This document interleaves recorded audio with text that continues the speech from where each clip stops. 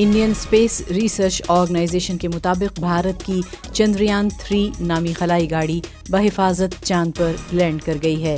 इसके साथ ही भारत चांद तक पहुंचने वाला दुनिया का चौथा और चांद के जुनूबी हिस्से पर उतरने वाला पहला मुल्क बन गया है।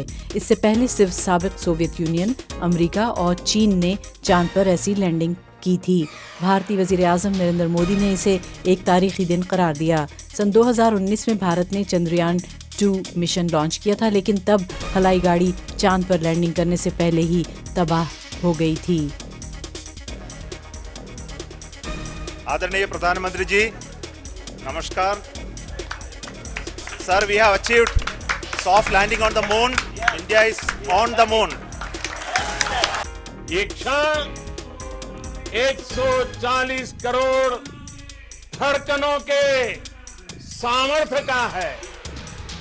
ये क्षण भारत में नई ऊर्जा, नया विश्वास, नई चेतना का है।